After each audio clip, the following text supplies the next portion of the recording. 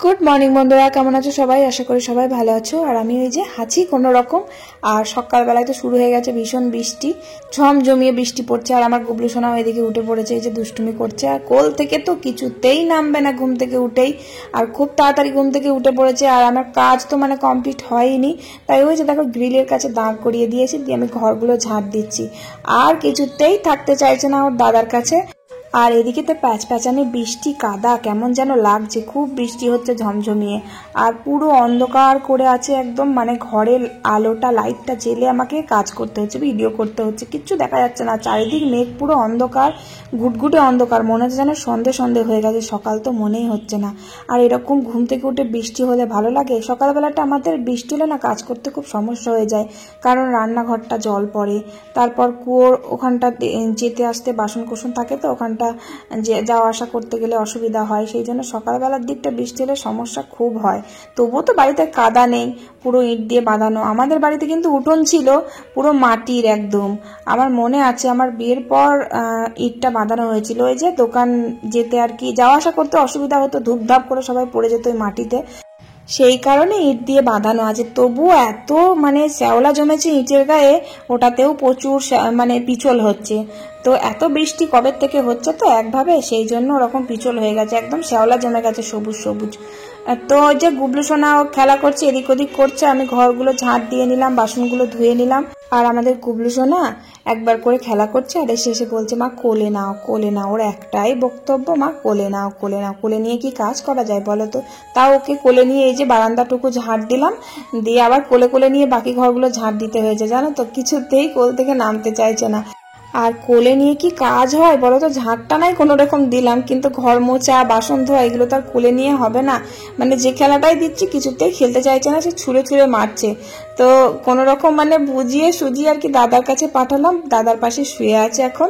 আর আমি এই যে ঘরটা মুছে নিচ্ছি, মানে কাজ করতে করতে কখন যে ছুটে এসে বলবে যে কোলে নাও তার ঠিক নেই। মানে কি তাড়াহুড়ো করে কাজটা কমপ্লিট করলাম, দিয়ে বাথরুমে আর কি কাপড়টা কাচবো বলে ভিতরে ঢুকেছি, আর তখন আমাকে বাথরুমের মানে দরজা দুম দুম করে ধাক্কাচ্ছে যে মা কোলে নাও কোলে নাও। আমার তো খুব রাগ হয়ে গেছে, বড় ছেলেকে কখন থেকে ডাকছি, কিছুতেই সাড়া দিচ্ছে না। ও তো ঘুম কাতুরে, ওকে কাছে গিয়ে ডাকলেই ওঠে না, তারপরে আবার বাথরুম থেকে ডাকছি, সে তো শুনতেই পাবে না। আর এদিকে আমার ছেলেটা দরম দরম করে ধাক্কা মারছে দরজায়। তো তাড়াতাড়ি করে মানে আমার নাজেহাল অবস্থা হয়েছে আজকে সকালবেলা। তাড়াতাড়ি করে কাপড়টা কোনো রকম কেচে বাইরে বেরিয়ে এসে ছেলেটাকে কোলে নিলাম, তারপরে ওই যে দুধটা নিয়ে এসে ফুটিয়ে ছেলেটাকে খাওয়ালাম, তারপরে ঠান্ডা হলো ছেলে। আমার খিদে পেয়েছিল সেই জন্য, অনেকক্ষণ উঠেছে তো। তো তারপরে আবার এই যে বড় ছেলে ঘুম থেকে উঠে পড়েছে, এখন নৃত্য করে গেল একটু ক্যামেরার সামনে। তারপর এই যে চা করলাম, চা করে দুজন খেয়ে নিলাম। আর রান্না বান্না বসাতে হবে, বৃষ্টি তো একভাবে পড়েই যাচ্ছে, একটু কমার নাম নেই।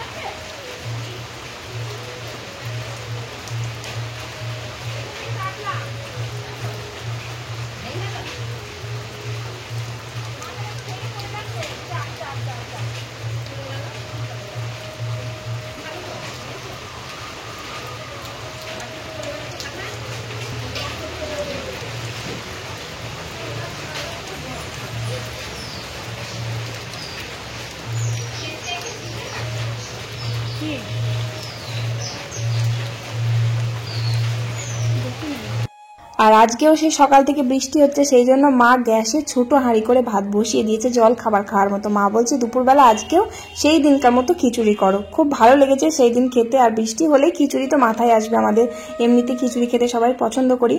তো মা ওদিকে গ্যাসে ভাত বসিয়ে দিয়েছে জল খাবার খাওয়ার জন্য। আর ভাবছি তরকারিটা আগে করে নেব, তারপরে খিচুড়িটা লাস্টে করব। তো এই যে দেখো উনুন তো বৃষ্টির কারণে ভিজে রয়েছে, ওদিকে ভাত হচ্ছে গ্যাসে। আমি ভাবলাম তাহলে তরকারিগুলো করেই নিই। আর খিচুড়ি হয়েছে ওই যে সেই দিনকার মতন পুঁই শাকও কেটে আনলাম, আর এদিকে এসে দেখছি নিচে আমার বর আবার দুটো বড় বড় সিলভার কাপ মাছ নিয়েছে। তো ও জানে না যে খিচুড়ি করব বা এরকম কিছু ভেবে রেখেছি। খিচুড়ি করব জানলে তো আগে মানে বলবে খিচুড়ি করার জন্য, কারণ আমার বড় ভীষণ পছন্দ করে খিচুড়িটা খেতে।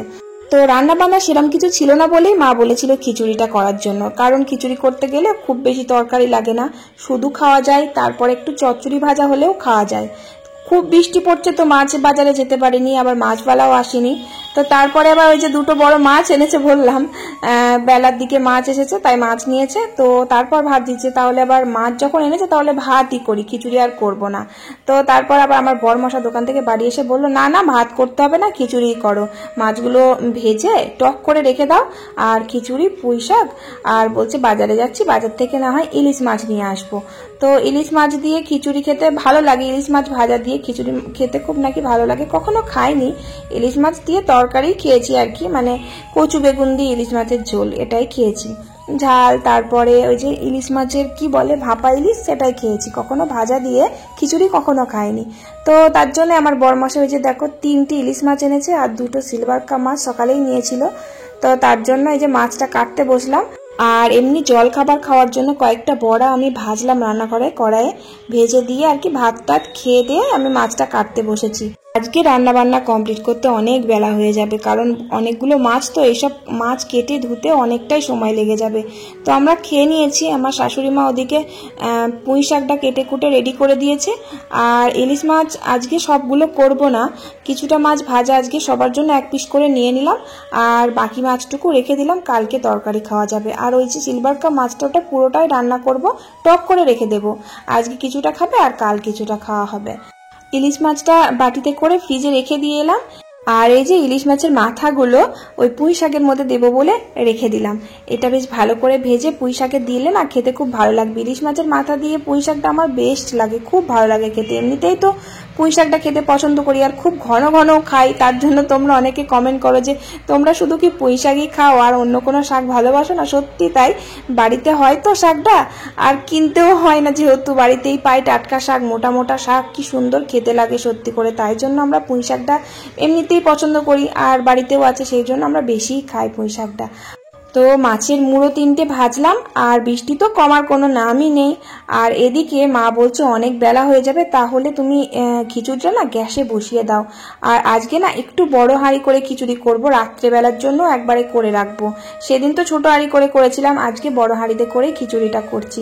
তো গ্যাসে না বসালে না অনেকটা দেরি হয়ে যাবে, আমার গুবলু সোনাকে খাওয়াতে লেট হয়ে যাবে। মাছ ধুতে ধুতে আজকে আমার অনেক বেলা হয়ে গেছে, অনেক সময় লেগেছে, 1 ঘন্টা ধরলো আমার মাছ ধুতেই সময় লেগেছে। মাছ কেটে একটা একটা করে আঁশ ছাড়িয়ে ধুতে অনেক সময় লেগে গেছে। ওদিকে উনুন কামাই যাচ্ছিল, রান্না করতে পারিনি আমি, মা সবজিটা কেটে দিয়েছিল, আমি ওদিকে মুড়োটা সবে ভেজেছি, এখনো পর্যন্ত পুঁই শাকটা বসাতে পারিনি। তো চাল ডালটা এদিকে আমি খিচুড়ির চাল ডালটা এদিকে আমি ধুয়ে দিলাম, দিয়ে যে রান্নাঘরে এলাম।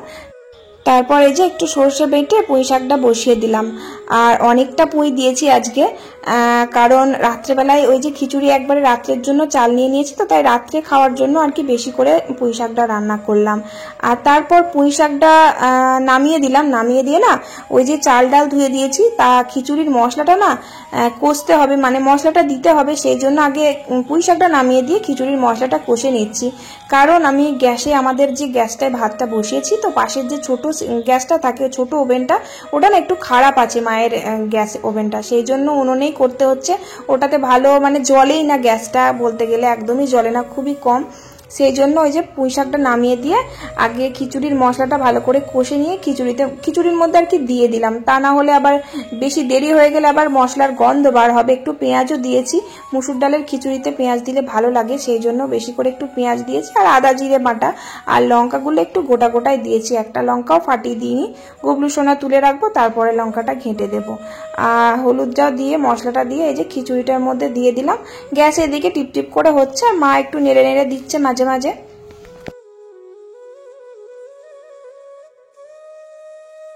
তারপরে এই যে আবারও রান্নাঘরে চলে এলাম, মশলাটা তো কষে দিয়ে আসলাম, দিয়ে এই যে পুঁই শাকটা মাছের মুড়ো দিয়ে দিলাম। আর মাছের মুড়ো 3টে আর দিলাম না, মা বললো একটা রেখে দাও, 3টে আর দিতে হবে না।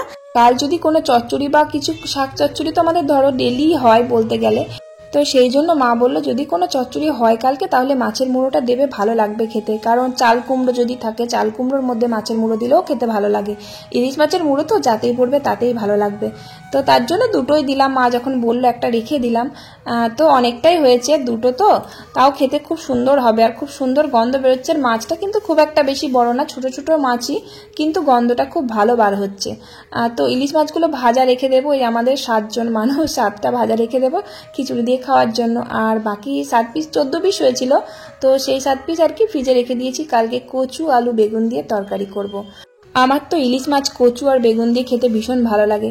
তো ওই ইলিশ মাছ ভাজতে গিয়ে না হাতে এক খাবার তেল পড়ে গেছে, জানো তো, ভীষণ জ্বলছে, এত জ্বালা করছে। তারপরে আবার সর্ষে বেটেছি, একটু মশলা লঙ্কা বেটেছি তো শিলে, তার জন্য হাতটা একটু জ্বলছে। আর মাঝে মাঝে কারেন্ট চলে যাচ্ছে, বৃষ্টির কারণে মশলাটা শিলে বাটতে হচ্ছে, সেই জন্য তাই একটু সর্ষের সাথে একটু লঙ্কা বেটেছি পুঁই শাকের মধ্যে, তাই হাতটা আরও বেশি জ্বলছে, মানে ঝালের ওপরে তেল পড়েছে তো আরও বেশি করে জ্বলছে। আর এরকম পোড়া অনেক পুড়েছে জানো তো, একবার পুরো গরম মানে ফুটন্ত ডাল আর কি, ডাল পুরো ফুটে যাওয়ার পর নামাতে গিয়ে না হাতের ওপর ফেলে দিয়েছিলাম, হাতে বড় বড় ফোসকা পড়ে গেছিলো।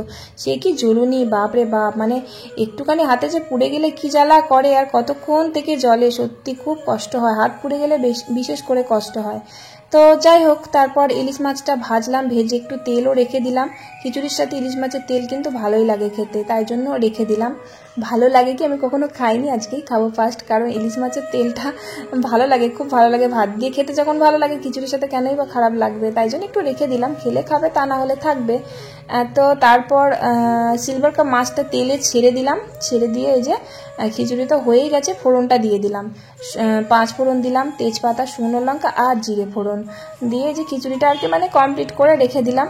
আর এদিকে আমার গুবলু সোনার খুব ঘুম এসে গেছে, ও আর থাকতে পারছে না, মানে কান্না করছে, এতটাই ঘুম এসে গেছে, অনেকটাই বেলা হয়ে গেছে, মানে 1:35 বাজে। ছেলেটা তো 1:45 সময় খাইয়ে দিই, এদিকে খিচুড়িটা হয়ে ছেলেটাকে তুলিয়ে আগে খিচুড়িটা খাইয়ে দিলাম, মানে লঙ্কা ছাড়া খিচুড়িটা তুলে রাখলাম গুবলুর জন্য, দিয়ে ওকে খাইয়ে দিয়ে তারপরে লঙ্কা দিয়ে ঘেটে ঘুটে দিয়ে খিচুড়িটাকে কমপ্লিট করে রাখলাম। আর মাছটা মা ওদিকে ভাজছে আর কি। তবে সেদিন খিচুড়ি করে অনেক রকমের পদ রান্না করেছিলাম, আজকে তো তাও কম আছে, তবু ওই যে উনুন কামাই যাচ্ছিল না, আমি মাছ বাছছিলাম, তো সেই জন্য একটু দেরি হয়ে গেল, তা না হলে অনেক তাড়াতাড়ি রান্না কমপ্লিট হয়ে যাওয়ার কথা। তো এই সিলভার কাপ মাছটা তেঁতুল দিয়ে আর কি টক করে রেখে দিচ্ছি, কালকে হয়ে যাবে। বাসি টক কিন্তু খেতে আরও বেশি ভালো লাগে। আর কালকে যে বাবাস্থান গেছিলাম, যে ননদটার সাথে গেছিলাম, ওটা হচ্ছে আমার পাড়ার একটা ননদ, মানে আমার ননদের আর কি ছোটবেলার বান্ধবী, তো সেই হিসেবে আমারও ননদ হচ্ছে। তো অনেকে কমেন্ট করেছে যে তোমার এই ননদটার কি বিয়ে হয়ে গেছে?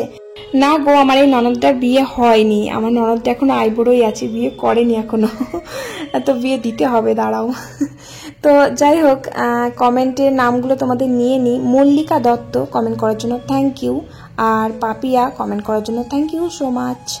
তো তারপর মাছটা টক করলাম, তো রান্নাবান্না কমপ্লিট করলাম। খিচুড়ির জন্য কি রান্না করলাম, মাছের টক, ইলিশ মাছ ভাজা আর পুঁই শাক, ব্যাস রান্না কমপ্লিট। তারপরে এই যে রান্নাঘরটা পরিষ্কার করে নিচ্ছি, কিন্তু বৃষ্টি এখনও পর্যন্ত কমেনি, আর ঝমঝমিয়ে পড়ছে না, তবে বৃষ্টি ভালোই পড়ছে। আর গুবলু সোনাকে তো খাইয়ে দিয়েছি, মায়ের কাছে নিজেই ঘুমিয়ে গেছে, মা ঘুম পাড়িয়ে দিয়েছে, ওর খুব ঘুম এসেছিল, মানে কোনো রকম খেয়েই আর কি মায়ের কাছে দিয়েছি আর ঘুমিয়ে গেছে।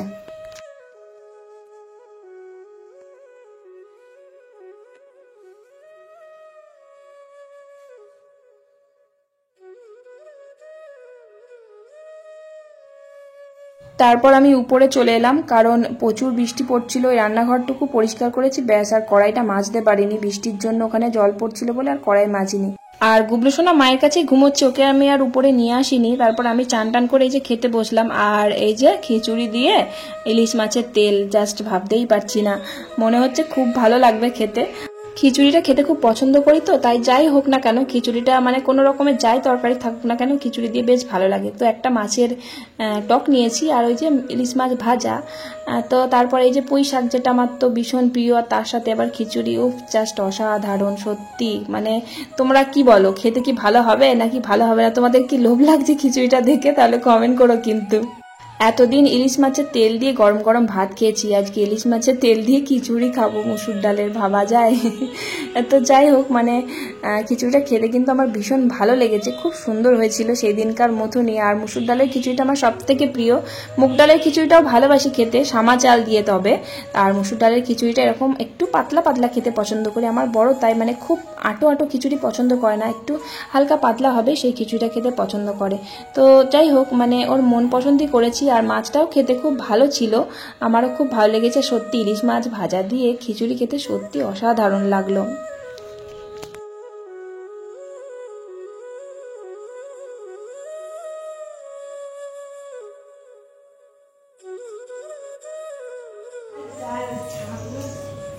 তুমি একা একা উঠে চলে আসছো আবার? হ্যাঁ বলেছি না একা একা আসবা না। দেখেছো দেখেছো দেখেছো দেখেছো দেখেছো বাবু মশা একা একা উঠে উঠে চলে আসবে শুধু।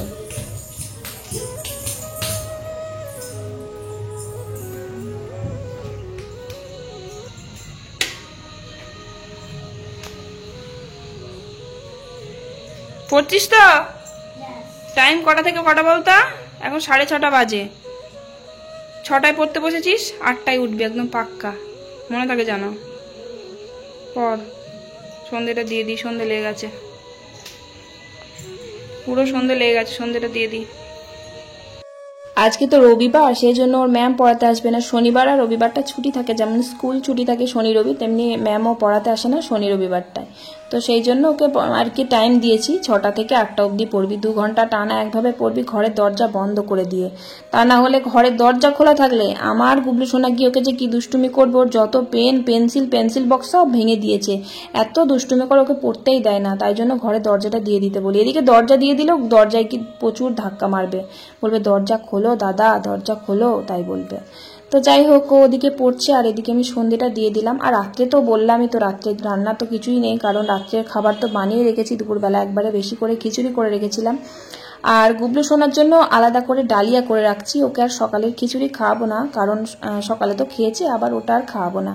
আর আমার বর যেমন দোকান থেকে বাড়ি এসে 2টো মুড়ি খায়, ও মুড়ি খেলো, খেয়ে তারপরে এই যে রাত্রের খাবারটা আর কি 10টা 10:30টায় আমরা খেলাম। আর ওদিকে দেখো আমার বড় ছেলের খুব রাগ হয়ে গেছে, 2 ঘন্টা পড়েছে তো, দিয়ে বলেছে আমাকে একটু ফোনটা দাও তো দেখবো, আমি দিইনি। তো তার জন্য প্রচুর রাগ হয়ে গেছিল, এতটাই রাগ হয়ে গেছিল যে মানে কথাই বলছিল না আমার সাথে। আর ওদিকে আমার গুবলু সোনা ওর পিঠে গিয়ে গুদুম করে বসিয়ে দিল, ওর কাজই শুধু দুমদাম মারা। এমনিতেই খিচুড়ি পছন্দ করে না বড় ছেলে, তারপরে আবার আমার উপর রাগ হয়েছে, সেই ভুলিয়ে ভালিয়ে একটু খিচুড়ি খাওয়ালাম। আর একটু আর কি ভাত ছিল সকালের, ওই ভাতটাই ও খেলো, কিছুতেই খাবে না খিচুড়ি, এত রাগ হয়ে গেছে। তো যাই হোক, আর রাত্রেবেলায় তো আমরা এই যে আমি আমার বরমাসে একটু করে খিচুড়ি খেয়ে নিলাম। আর আমার গুবলু সোনাকে তো ডালিয়া খাইয়েছি, ওকে আগেই খাইয়ে দিয়েছি, তারপর আমরা খেতে বসেছি। তো চলো আজকের ভিডিও এখানেই শেষ করি, ভালো লাগলে একটা লাইক করে কমেন্ট করে দিও। চলো আজকের মতো টাটা, বাই বাই।